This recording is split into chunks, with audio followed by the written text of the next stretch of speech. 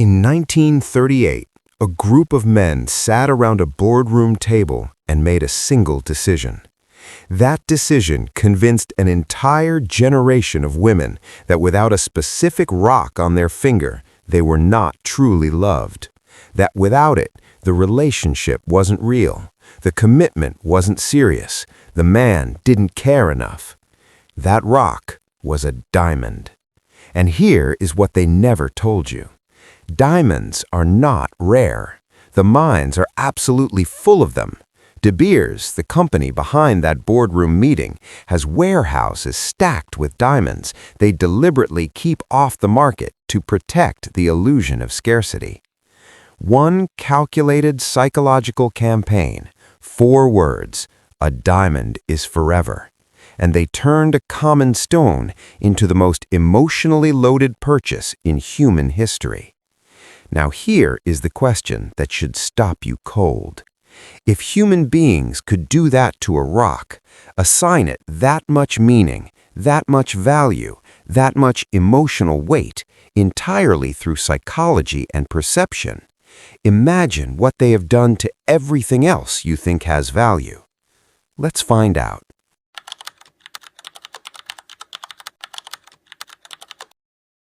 Let's stay here for a moment, because this story deserves to be fully understood. Before 1938, diamonds were not the universal symbol of love and commitment. Engagement rings existed, but they featured all kinds of stones, rubies, sapphires, emeralds. The diamond was not dominant, it was not special, it was simply one option among many. Then De Beers hired an advertising agency called N.W. Ayer, and together they engineered one of the greatest psychological campaigns in the history of commerce. They placed diamonds in movies on the fingers of glamorous, desirable women. They convinced fashion magazines to write about diamonds as the ultimate expression of romance. They went into high schools and had people lecture young students about love and commitment, using diamonds as the visual anchor. And then came the line, "A diamond is forever," meaning just like your love should be, it is permanent, unbreakable, eternal.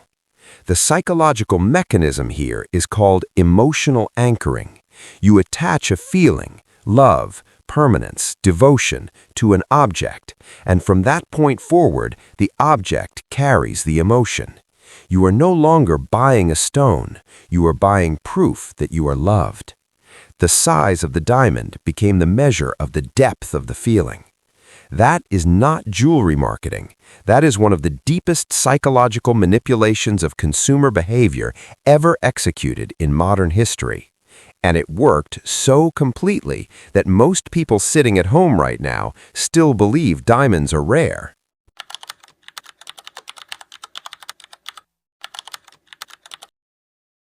A Birkin bag costs anywhere between $10,000 and $500,000. It is made of leather. It carries your belongings. It does exactly what a $30 bag does functionally. But here is what Hermès understood about human psychology that almost no other brand has ever executed this perfectly. They made you wait for it. Not days, not weeks, years. To buy a Birkin bag, you must first build a purchasing history with Hermès. You must spend significant amounts on other products. You must be deemed by the brand worthy of the opportunity to spend more money. And that deliberate denial is exactly what makes it priceless. Psychologists call this the reactance effect. When human beings are told they cannot have something or that access is restricted, desire does not decrease, it intensifies. The brain interprets scarcity as a signal of value. If it is hard to get, it must be worth getting. Hermès did not just sell a bag, they sold membership to an invisible hierarchy.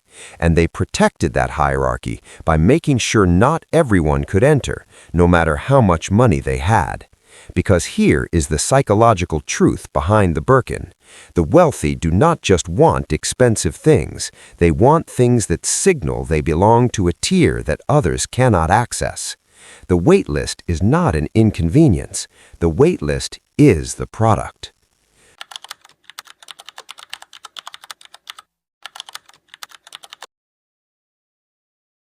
In 2017, a painting sold at Christie's auction house for $450 million. It was called Salvator Mundi, Latin for Savior of the World, attributed to Leonardo da Vinci.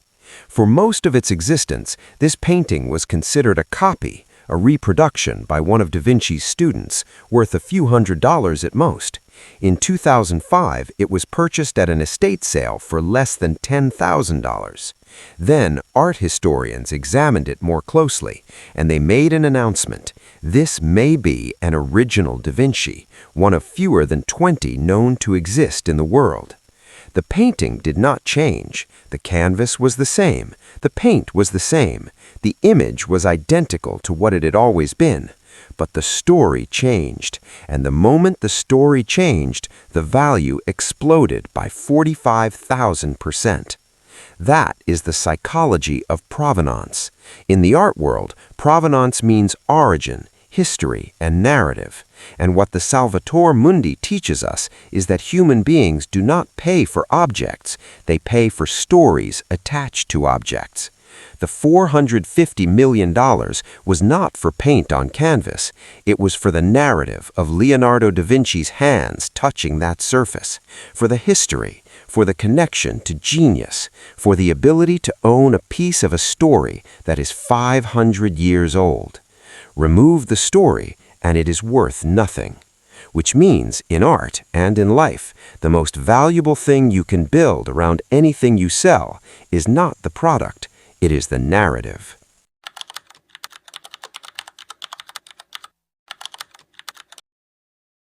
A Patek Philippe watch can cost $500,000. Your phone tells time more accurately, for free. So exactly what are people buying? Patek Philippe's most famous marketing line gives it all away completely. They don't say, buy this watch. They say, you never actually own a Patek Philippe. You merely look after it for the next generation. That single line does something extraordinary psychologically.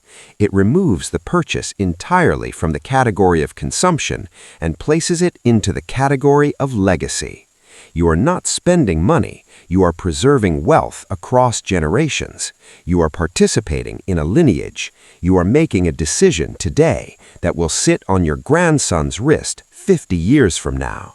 That psychological reframe justifies any price point, because you are no longer buying a watch, you are buying a piece of your family's future identity. But there's another layer underneath this. Luxury watches are a social language. In a room full of wealthy people, where everyone is dressed well, everyone drives expensive cars, everyone lives in beautiful homes, the watch becomes the differentiator.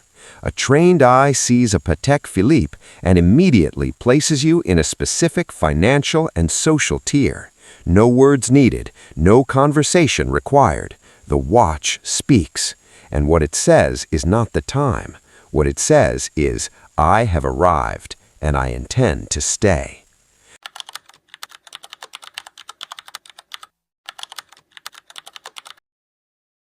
When you've bought every car, every watch, every painting, every penthouse on every continent, what do you buy next? You buy distance. A private island is the ultimate luxury purchase, not because of what it gives you, but because of what it removes. Other people, noise, access, the presence of anyone you did not personally invite into your world. The psychology here goes deeper than exclusivity. It touches something primal. Throughout human history, territory has been the ultimate symbol of power. Kings did not just own wealth, they owned land, they owned borders, they controlled who entered and who did not. The ability to draw a boundary around your physical world and say, nothing comes here without my permission, that is power, in its most ancient and instinctual form. A private island is that instinct expressed at its most extreme financial level.